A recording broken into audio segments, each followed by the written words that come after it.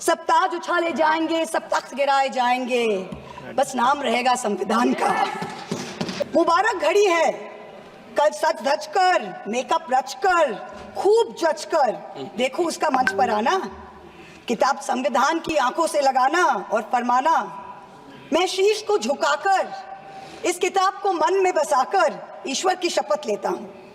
रात ढलने दीजिए, दिल बदलने दीजिए, कल तलक ये बेवफा सितमगरों का बादशाह सब भूल जाएगा, नफरतें उगाएगा, दूरियां बढ़ाएगा, रोज संविधान की धज्जियां उड़ाएगा।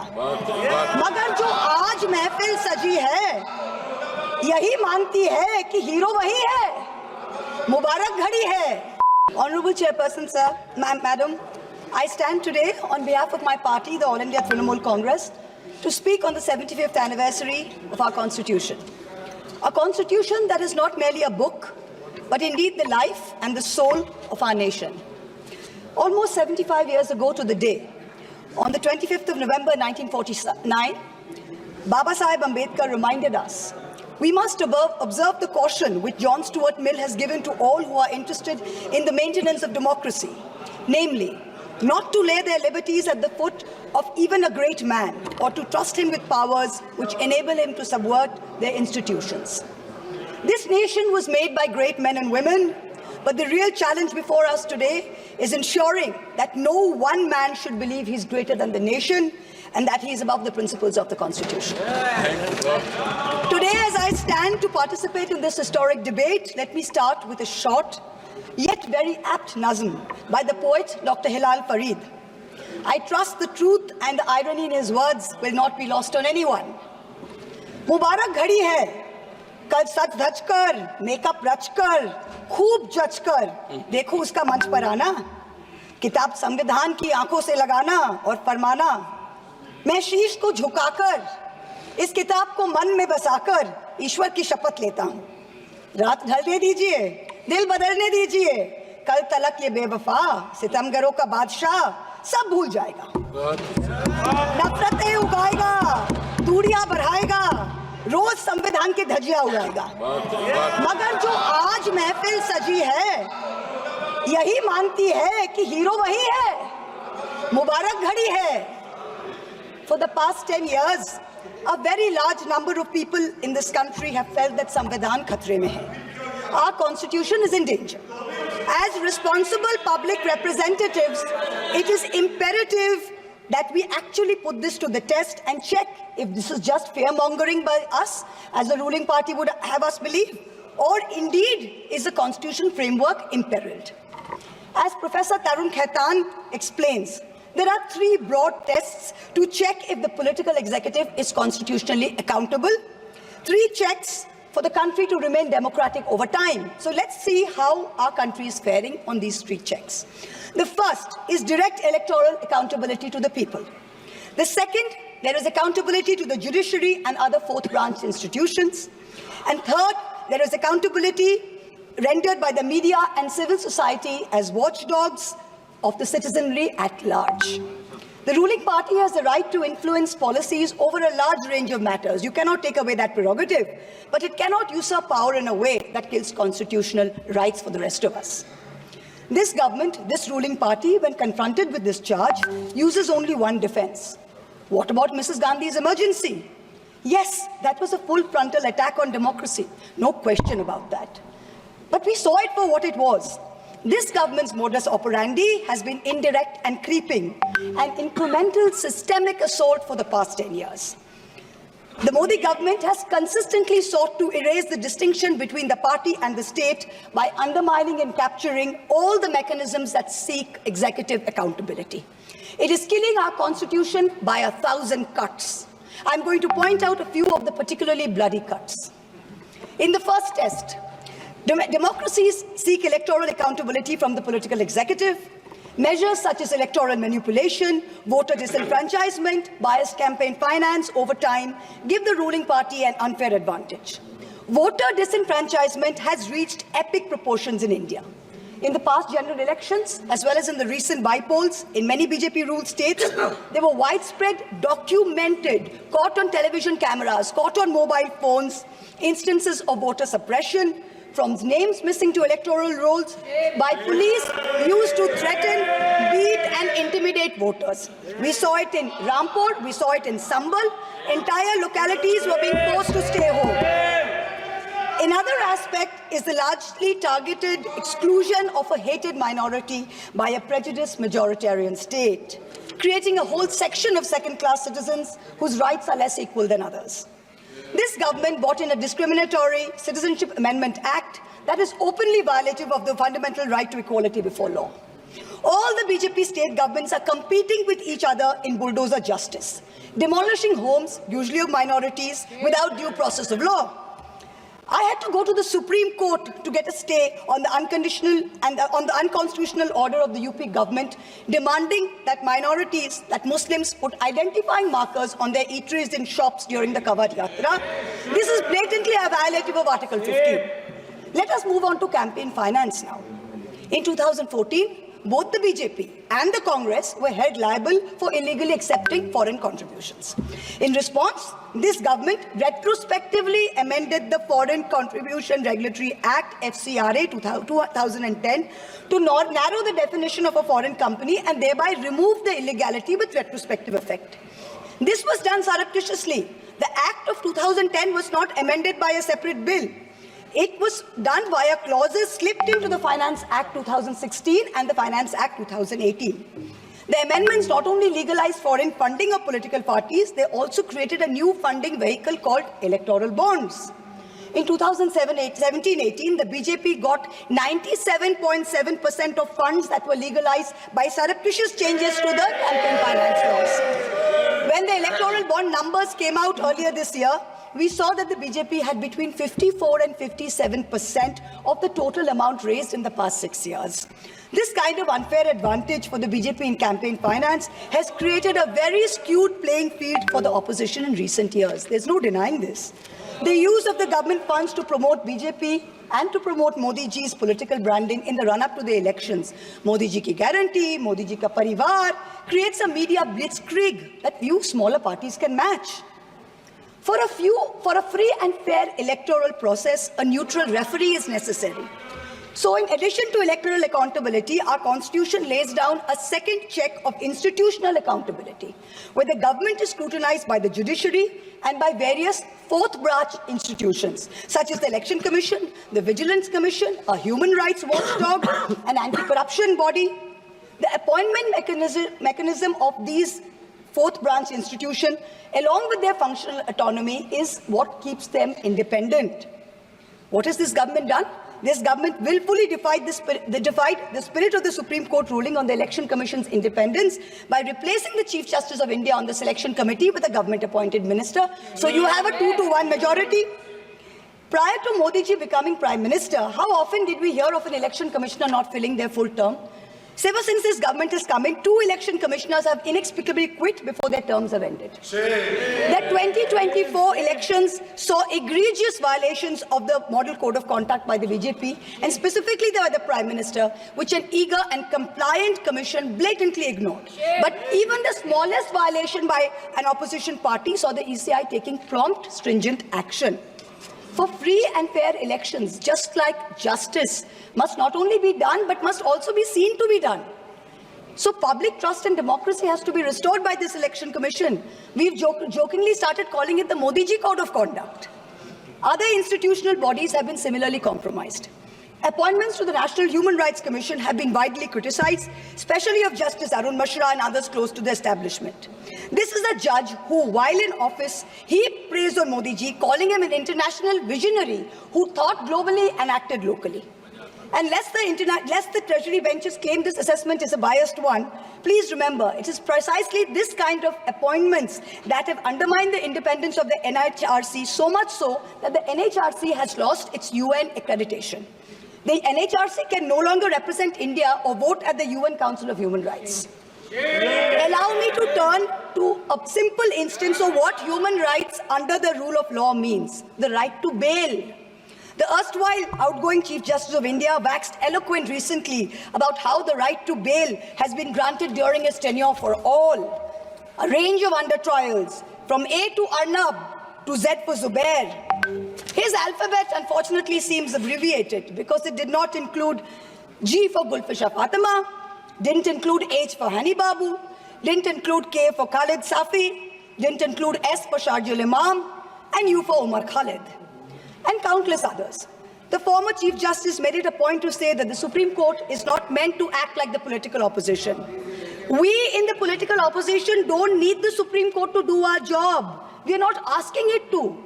But what troubles us is that some members of the higher judiciary appear to be doing their best to compromise the independence and integrity of our constitutional courts. I do not think that the framers of our constitution ever imagined a scenario where judges would rely on private conversations with God to write judgments, rather than on objective logic, on reasoning, and on the law and the Constitution. The Honourable Defence Minister in a speech this morning mentioned the courage of the late Justice H.R. Khanna to dissent in 1976. May I remind everyone that Justice Khanna lived for 32 years after 1976 under a largely Congress regime, long enough to write his autobiography, which the minister quoted from. Unlike poor Justice Lohia, who's resting in peace long before his time. Delays in filling vacancies in the Central Information Commission is denying citizens their right to information. Currently, the CIC has only 3 commissioners, including the chief, instead of the mandated 10, and has 22,000 pending appeals filed by people against the denial of information by this government. The third dimension of executive accountability is discursive accountability. Citizens in a democracy expect their government to be able to justify their actions by way of public discourse with civil society. This government on a daily basis is pursuing unconstitutional methods of restricting freedom of the press and freedom of speech.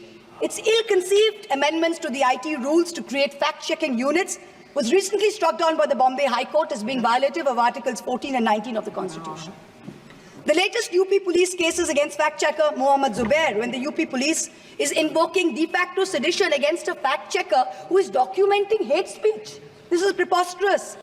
I am one of the petitioners challenging the constitutionality of the sedition law, and the Supreme Court has very clearly stated that no coercive action will be taken on alleged sedition cases till the matter is decided.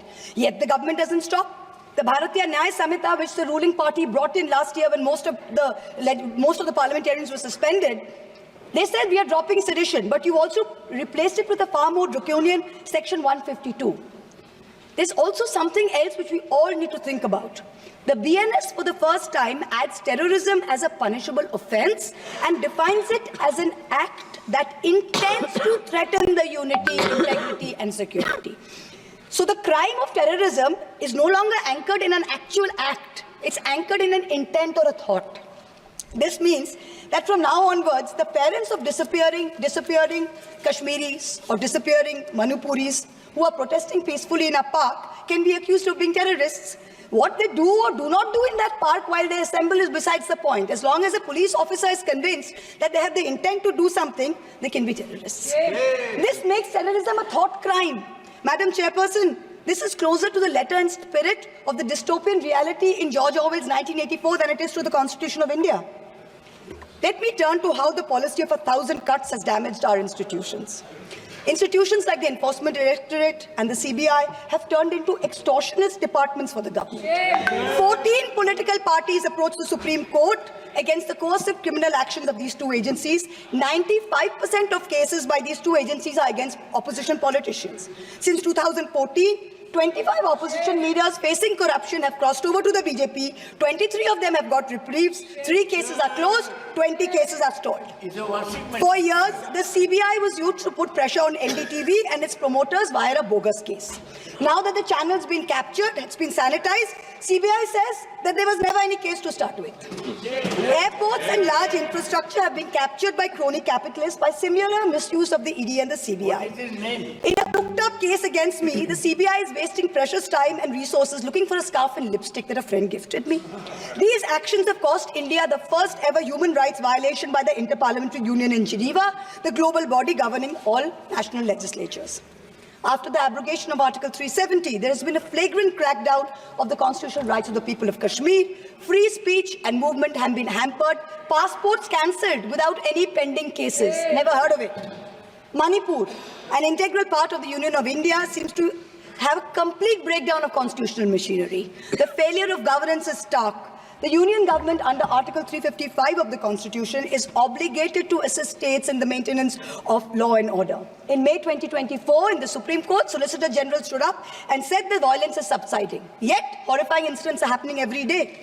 I petitioned the Supreme Court in the Manipur violence case. Senior Advocate Indira Jaisingh appeared for me. An expert committee was set up. But then after 27 or more hearings, there is no relief, there is no justice yet. Time constraints don't allow a more in-depth analysis, but it is crystal clear that this political executive for the past 10 years has systematically eroded democracy. It failed spectacularly on all three tests of constitutional accountability laid out by Professor Khaitan. Our constitution is bleeding from 1,000 cuts. Samvidhan khatre mein zarur hai. The need of this hour is to ensure that the idea of India survives in its purest form. This burden is heavier on some of us than on others. The judiciary and the media have a far greater responsibility in protecting our constitution than to normal citizens. History will not be kind to you, your lords and ladyships, if you falter. To every Chief Justice of India, past and present, I say this: yours is not to worry about your personal legacy. Yours is not to take directions from God.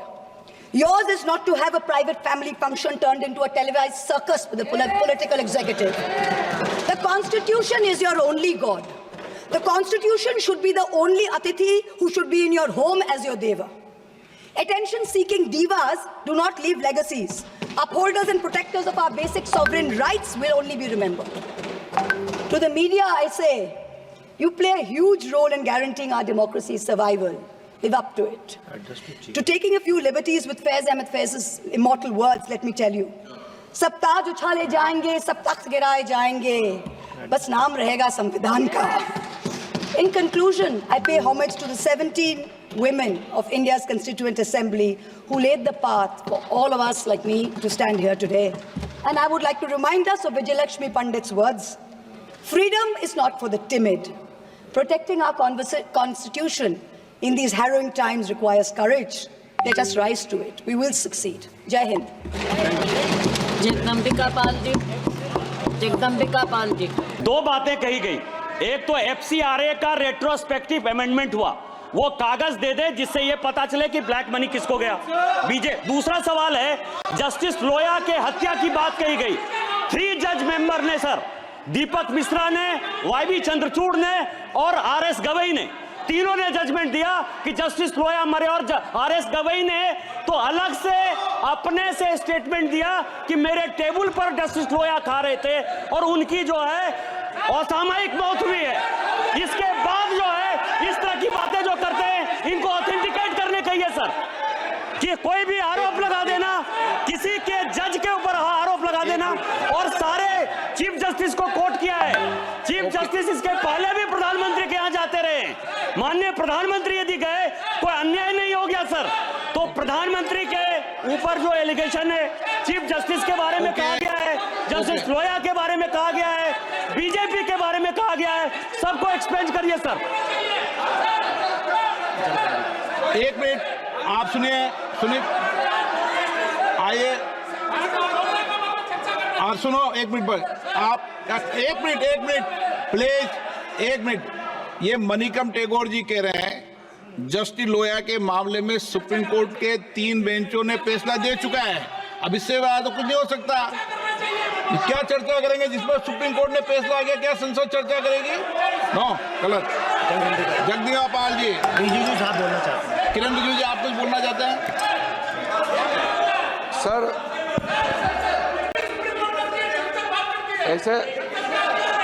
ऐसे मामलों को sir तू मैं करके ख़त्म नहीं करना चाहिए. जो विषय बहुत गंभीर है, मैंने बहुत ध्यान से सुना उनका. वो हमारा ऑनरेबल लेडी एमपी ने जो टिप्पणी की, हम लोग ने शांति से सुना.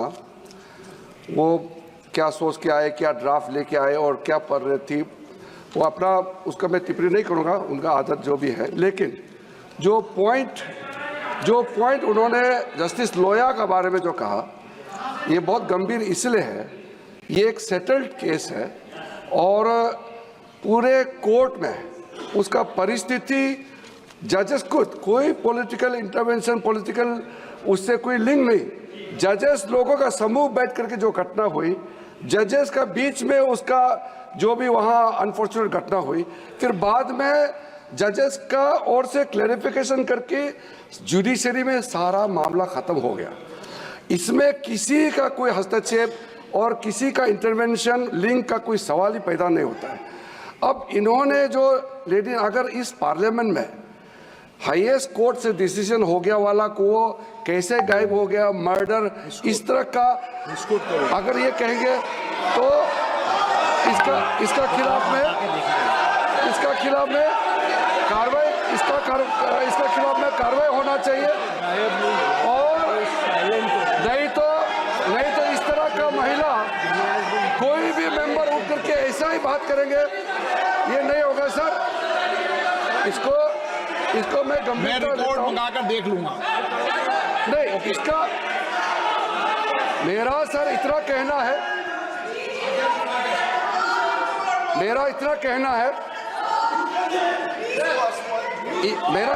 है स्पीकर सर, आपने मामला को संज्ञान में लिया है, आप देखने के लिए कहा है, लेकिन मैं सदन को इन्फॉर्म करना चाहता हूं, इस पे कार्रवाई होगा और हम लोग का तरफ से एप्रोप्रिएट पार्लियामेंट्री एक्शन लिया जाएगा।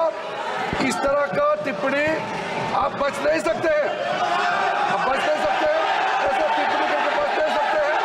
इस पे कार्रवाई होगा। ये बहुत गलत परंपरा साबित कर रही है वो।